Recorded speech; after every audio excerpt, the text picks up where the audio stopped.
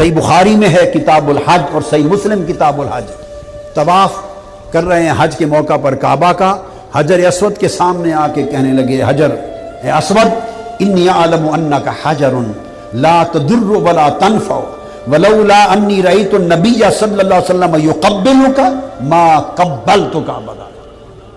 اے حجر اسود ہم تمہیں چومتے ہیں، سب پتھروں کو اٹھا کے باہر پھینک دینے والی لوگ ایک پتھر کو چومتے پھرتے ہیں، تجھے یہ خیال رہے کہ ہم تو وہ ہیں جو پتھروں کو چھوڑ چکے تھے اور پتھر اٹھا کے پھینک چکے تھے، پھر تجھے اے پتھر کیوں چومتے ہیں؟